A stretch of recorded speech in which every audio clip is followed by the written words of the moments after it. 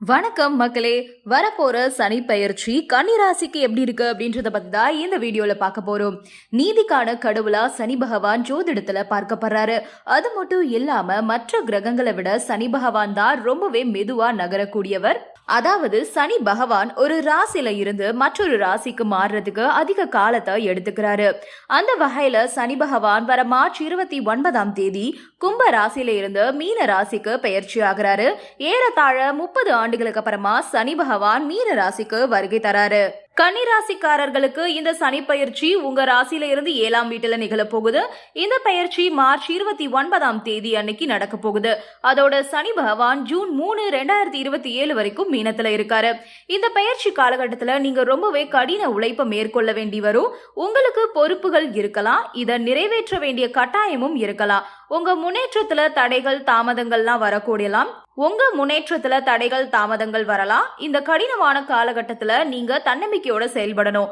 ஆன்மீக நாட்டத்தை வளர்த்துக்கோங்க. இறைவனை வழிபடுவதன் மூலமா நீங்க இழந்த காலகட்டத்தை இறைவனை வழிபடுறதன் மூலமா நீங்க இந்த காலகட்டத்தை எளிமையா கடக்கலாம். உத்தியோகத்தை பொறுத்த வரைக்கும் தடைகள் தாமதத்தை எதிர்பார்க்கலாம். இருந்தாலுமே மனசு தளராதீங்க, நேர்மறையா இருங்க. பணிகள் மலை போல குவியலாம். இருந்தாலும் குறிப்பிட்ட காலக்கெடுக்குள்ள பணிகளை முடிக்க முயற்சி பண்ணுங்க. சக ஊழியர்கள் நெருங்கிய கூட்டாளிகள் மூலமா நீங்க சில மாற்றங்களை சந்திப்பீங்க. தொழில் முயற்சிகள்ல கூடுதல் கவனம் தேவைப்படலாம். விதிமுறைகளை நல்லா தெரிஞ்சுக்கோங்க, அதன்படி நடந்துக்கோங்க. தவறான புரிந்துணர்வுகளை தவிர்த்திடுங்க. வெளிப்படையாவும் நேர்மறையாவும் இருங்க. அதோட இந்த காலகட்டத்துல குறுக்கு வழியை நீங்க பயன்படுத்தி பலனை அடைய வாய்ப்பே கிடையாது.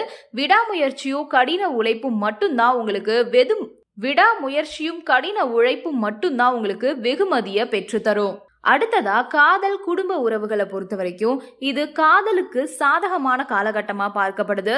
நீங்க தனியா ஒற்றையர்கள் உணர்வுகளை வெளிப்படுத்தவும் பிணைப்பை வலுப்படுத்தவும் சாதகமான காலமா இது அமையுது. உங்க காதல் உறவு அர்த்தமுள்ளதா மாறணும்னா ஒளிவு மறைவு இல்லாம செயல்படுங்க. உங்க காதலுக்கு பெற்றோரோட ஆதரவு கிடைக்க தாமதமாகலாம். ஆனா நம்பிக்கையை இழக்காதீங்க. தன்னம்பிக்கையோட செயல்படுங்க. இது கடைசியில உங்களோட உறவை தான் பலப்படுத்தும். எதுக்குமே அவசரப்படாதீங்க. மனச அமைதியா வச்சுக்கோங்க. சில நேரத்துல விஷயங்கள் உங்க கட்டுப்பாட்டுக்கும் அப்பாற்பட்டதா இருக்கும் அப்படின்றத நீங்க ஏத்துக்கணும். விரக்தி அடையாதீங்க. சூழ்நிலைய புரிஞ்சு நடந்துக்கோங்க.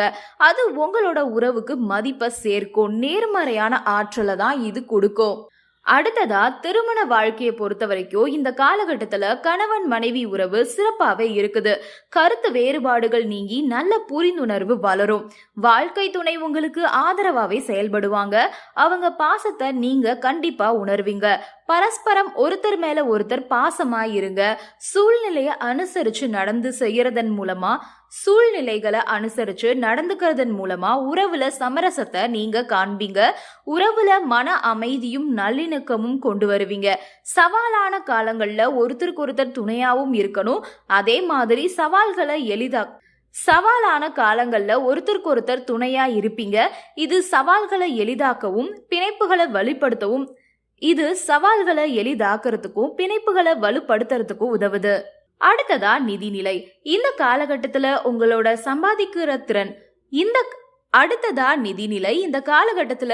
சம்பாதிக்கிற திறன் ரொம்பவே அதிகமாகும்.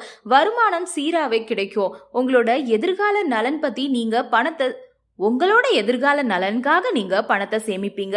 இது எதிர்காலத்தை திட்டமிட உகந்த நேரமா பார்க்கப்படுது. புத்திசாலித்தனமா செயல்படுங்க. சில எதிர்பாராத செலவுகள் ஏற்படலாம். நிதி விஷயங்கள்ல முனைப்போட இருக்கிறது உங்களுக்கு மன அமைதியை தான் கொடுக்கும். உங்களோட வாழ்க்கை துணையோட நல்வாழ்வு கருதியும் உங்களோட சொந்த நலன் கருதியும் நீங்க அதிக முதலீடு செய்யலாம். பட்ஜெட்டை மனசுல வச்சுக்கிட்டு நிதி விஷயங்களை கையாள்றது நல்லது. ஊடக வணிகம், சரக்கு வர்த்தகம் நேர்மறையான முடிவுகளை தரலாம்.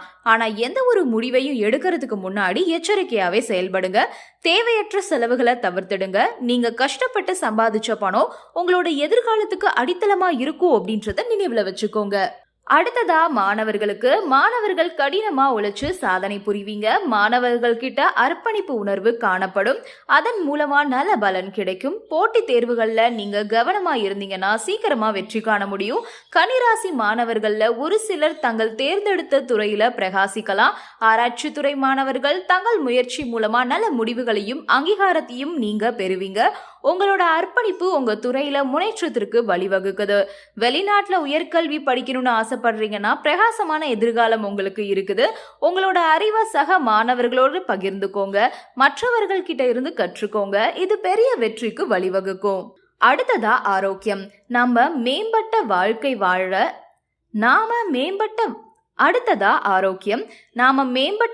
வாழ்றதுக்கு நம்மளோட ஆரோக்கியம் இடம் கொடுக்கணும். அதனால உங்களோட ஆரோக்கியம் ரொம்பவே முக்கியமானது. அதை நல்லா பேணி காக்கணும். அதிக பணிகளால சோர்வு ஏற்படாம இருக்க முறையான தூக்கம் மேற்கொள்ளுங்க. கொஞ்சம் சிறிய உபாதைகள் இருந்தாலும் உடனடியா மருத்துவ சிகிச்சை மேற்கொள்ளுங்க. பழங்கள், காய்கறிகளோட சீரான உணவை சாப்பிடுங்க. அதிகப்படியான சர்க்கரை, ஆல்கஹாலை தவிர்த்திடுங்க. உங்க முழங்கால்கள், எலும்புகளுக்கு கவனம் செலுத்துங்க. வலுவான எலும்புகள், மூட்டுகளுக்கு உங்களோட உணவுல பச்சை இலை காய்கறிகள் சேர்த்துக்கோங்க. அதோட உடற்பயிற்சியும் மேற்கொள்ளுங்க. உங்களுக்கான பரிகாரங்கள் அப்படின்னு பார்த்தோம்னா, சனிக்கிழமைகள்ல உடல் ஊனமுற்றவங்களுக்கு உணவு தானம் பண்ணுங்க. ஒவ்வொரு சனிக்கிழமையிலையுமே விநாயகர், அம்மன், சனி பகவான பிரார்த்தனை பண்ணுங்க. தினமும் ஹனுமன் சாலிசாவை படிங்க. சனிக்கிழமைகள்ல ஏழைகள், வீடு இல்லாதவங்களுக்கு போர்வை, துணிகள்லாம் தானம் செய்யுங்க. சனிக்கிழமைகள்ல மது, அசைவ உணவை தவிர்த்திடுங்க. நாய்கள், காக்கைகள், பறவைகளுக்கு சனிக்கிழமையில உணவு கொடுங்க, தண்ணி கொடுங்க. முதியோர் இல்லங்களுக்கு போயிட்டு வாங்க. அங்க போய் தொண்டு செய்யுங்க. இதெல்லாம் செய்யறதன் மூலமா சனி பெயர்ச்சியோட தாக்கத்துல இருந்து உங்களை காத்துக்கொள்ள முடியும். இந்த சனி பெயர்ச்சி உங்களுக்கு ரொம்பவே நல்லா அமையறதுக்கு வாழ்த்துக்கள். நன்றி, வணக்கம்.